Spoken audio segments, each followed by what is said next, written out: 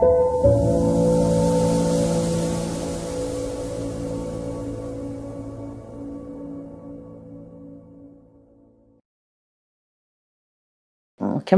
రేవంత్ రెడ్డి గారు కూడా ఆయన భాష కూడా ఏమీ, ఇంకా చెప్పాలి అంటే చాలా జెండర్ ఇది దాంతో అంటే వివక్షతో నడుస్తున్నటువంటి లాంగ్వేజ్ అది ఒకటైతే ఆయన తీసుకుంటున్నటువంటి ఆయన అంటే 6 పథకాలు దేశవ్యాప్తంగా వాళ్ళ పార్టీ ప్రణాళికలో పెట్టారు.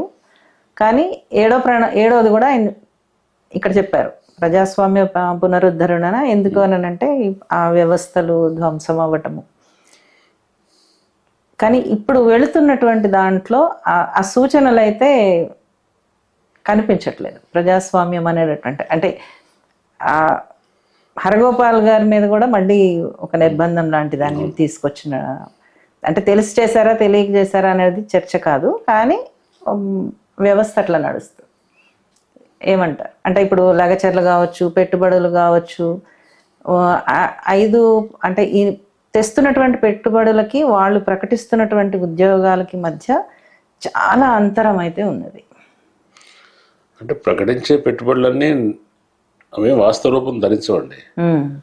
అక్కడ ఎంఓఈలు లాంటివి చేసుకుంటారు, లేదంటే ఒక అవగాహన ఉంటుంది తప్ప వాటి రోడ్ మ్యాప్ ఉండదు. అవి వాస్తవ రూపం ధరించేసరికి దాంట్లో సగం పాతి కూడా అవి వాస్తవ రూపం ధరించవు. దానికి రాజశేఖర రెడ్డి కానీ, చంద్రబాబు కానీ, జగన్ కానీ, రేవంత్ కానీ ఈ 20 సంవత్సరాల్లో దావోస్కి వెళ్ళి తీసుకొచ్చిన డబ్బులు తీసుకొచ్చామని చెప్తున్న పెట్టుబడులన్నీ కలిపితే ఇక తెలుగు రాష్ట్రాల్లో ప్రతి ఒక్కరు కోటీశ్వరుడు కావచ్చు, అంత డబ్బు. కానీ అవేమి వాస్తవ రూపంలోకి రావు.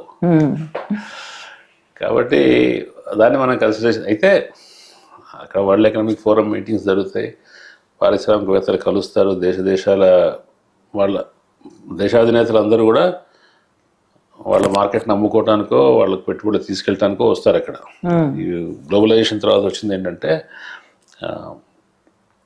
దేశాధినేతలు, రాష్ట్రాధినేతలు అందరూ కూడా సేల్స్ పర్సన్స్గా, సేల్స్ రిప్రజెంటేటివ్గా మారిపోయినారు.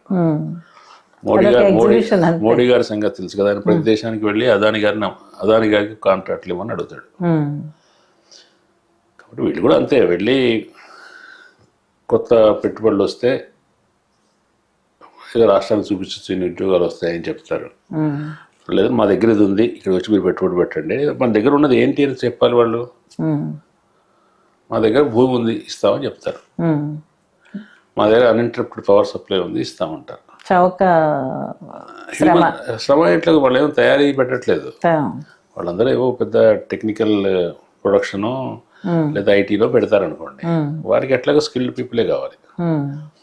అన్స్కిల్డ్ పీపుల్ వాచ్మెన్లుగా, స్వీపర్లుగా మన వాళ్ళు ఎట్లాగో లోకల్ వాళ్ళు పనికి వస్తారు. శ్రమశక్తి తర్వాత పెట్టుబడుల విషయంలో కూడా సృజనాత్మకంగా ఆలోచించడం ఏమీ లేదు. కాబట్టి అందరూ ఇంతకుముందున్న ప్రభుత్వాల్లాగే మన దగ్గర ఇవి ఉన్నాయి, ఇక్కడికి వచ్చి పరిశ్రమ పెట్టండి, మీకు సానుకూలమైన వాతావరణం, ప్రశాంత వాతావరణం అని చెప్తున్నారు. దాంట్లో భాగంగానే హైదరాబాద్లో పీస్ఫుల్ హైదరాబాద్ అనేది కూడా దాంట్లో ఒక ఫ్యాక్టర్. దానికి హైదరాబాద్లో శాంతి భద్రత నిర్వహణ, తెలంగాణలో శాంతి భద్రత నిర్వహణ కూడా ఈ పెట్టుబడుల కోసమే చెప్తున్నారు చాలా వరకు.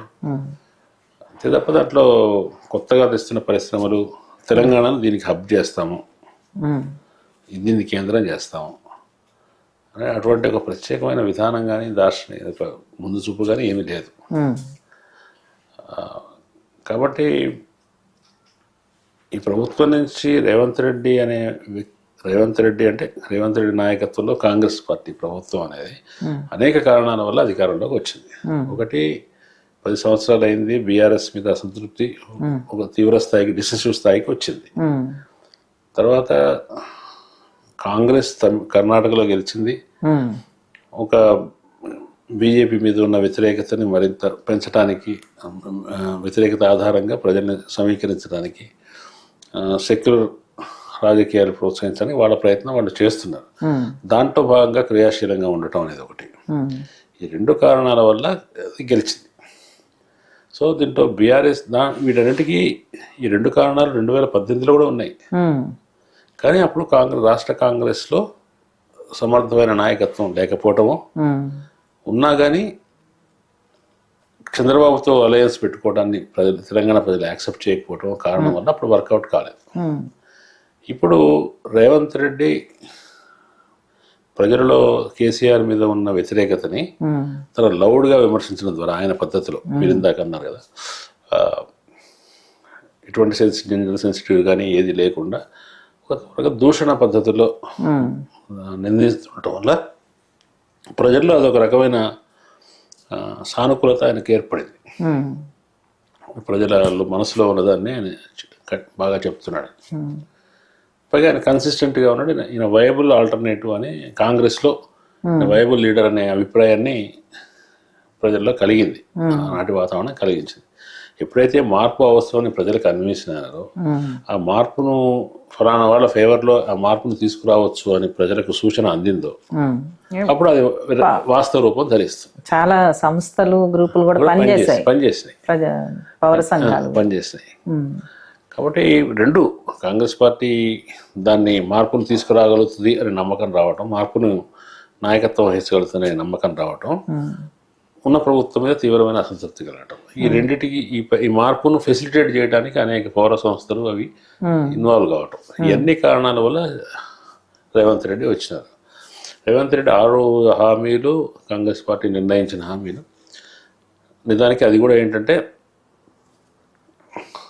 వాళ్ళు రాజకీయమైన పోరాటాన్ని కాంగ్రెస్ పార్టీ అన్ని చోట్ల చేస్తుంది. రాజకీయమైన పోరాటాన్ని పూర్తిగా నిర్వహించే శక్తి కానీ ఆ నిబద్ధత కానీ లేక చాలా వాళ్ళు జనాకర్షణ వాగ్దానాలతోనే ఎన్నికల్లోకి వస్తున్నారు. ఢిల్లీ ఎన్నికలు చూడండి, బీజేపీ కూడా వస్తుంది. ఈ దేశంలో చాలా ఎక్కువ ఆకర్షణ, ఎక్కువ బలం ఉన్న సిద్ధాంతం వాళ్ళదే కదా. అయినా కానీ ఢిల్లీ విషయంలో వాళ్ళకి అప్రమత్తం ఉంది కాబట్టి 2,500 రూపాయలు ఏదో ప్రతి మహిళకు చాలా ఉచితాలు చాలా ప్రకటించారు. కాబట్టి వీళ్ళందరూ సైద్ధాంతికంగా దివాలా తీసి ఈ పథకాలు ప్రవేశపెడుతున్నారు కదా. ఈ పథకాలు ప్రజలు కూడా ఎట్లా ఆలోచిస్తారంటే, ఒకటి దీర్ఘకాలికంగా ఫలితాలు తీసుకొచ్చే అభివృద్ధి కార్యక్రమాలు జరుగుతూ ఉంటే క్రమంగా జీవితాలు మెరుగుపడతాయి. వీళ్ళు ఎట్లాగో అది చేయరు కాబట్టి పెన్షన్లో ఇంకోటి ఇస్తే ఈ లాభం ఇదన్నా దక్కింది కదా అనుకున్నప్పుడు దాన్నైనా ఇచ్చేవాళ్ళు చాలు అనే పద్ధతిలో ప్రజలు ఉన్నారు. కాబట్టి 6 గ్యారెంటీలు ఎక్కువగా ఉచిత పథకాలు, పెన్షన్లు పెంచటాలు ఇవే ఉన్నాయి కదా. ఇంకోటి కొన్ని కొనసాగించే ఉన్నాయి కాబట్టి బీఆర్ఎస్కు ధీటుగా, బీఆర్ఎస్ కంటే ఎక్కువగా కొన్ని వాగ్దానాలు చేశారు. రాజకీయంగా ఢీకొంటున్నారు, ముఖాముఖి సమవుజ్జీలుగా ఉన్నారు, వాగ్దానాలు చేయడంలో సమవుజ్జీగా ఉన్నారు. కాబట్టి సమవుజ్జీలు అనే ఇంప్రెషన్ ప్రజల్లో పడిన తర్వాత వాళ్ళు మార్పు కావాలనుకున్నప్పుడు సహజంగానే కొత్త వాళ్ళని ఎంపిక చేసుకుంటారు. అట్లా చేసుకున్నారు. వీళ్ళకి ఆయన 6 గ్యారంటీలని ఇంప్లిమెంట్ చేయలేకపోయాడు. 7వ గ్యారంటీ కూడా అనధికారికంగా ఆయన ఇచ్చిన 7వ గ్యారంటీని కూడా ఇంప్లిమెంట్ చేయలేకపోయారు. 6 గ్యారంటీలు ఇంప్లిమెంట్ చేయలేకపోవడానికి ఆర్థికపరమైన కారణాలు, ప్రణాళికాపరమైన కారణాలు చాలా ఉన్నాయి. ఆయన చేతిలో లేని కారణాలు.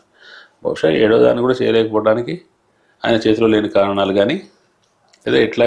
ఇప్పుడు ఎందుకంటే అసంతృప్తి పెరుగుతున్నప్పుడు దాన్ని యాక్చువల్ రాజకీయంగా డీల్ చేసి దాన్ని పరిష్కరించి ప్రజలకు దగ్గరగా వెళ్ళి ప్రజలకు నచ్చజెప్పి లేదా ప్రజల సమస్యలు తీర్చి చేయాలి. అవి చేసే ప్రాసెస్ లేదు అనుకోండి, కుదరదు అనుకోండి, ప్రజల మీద బలప్రయోగం చేయాలి. బలప్రయోగం చేయడం అంటే పోలీస్ యంత్రాంగం మీద, శాంతి భద్రతల యంత్రాంగం మీద ఆధారపడటం. రాజకీయ వైఫల్యాలకి ఏమంటాం, శాంతి భద్రతల యంత్రాంగం మీద, పోలీస్ యంత్రాంగం మీద దానిలో వచ్చే సమస్యలు దీని ద్వారా పరిష్కరించుకోవాలనుకోవడం. కాబట్టి పోలీస్ యంత్రాంగం మీద, శాంతి భద్రతల యంత్రాంగం మీద ఆధారపడాల్సిన పరిస్థితుల్లో ఆయన పౌర హక్కుల్ని, ప్రజాస్వామ్య హక్కుల్ని కాపాడటం కానీ, ఆ కమిట్మెంట్కి నిలబడటం కానీ జరగదు.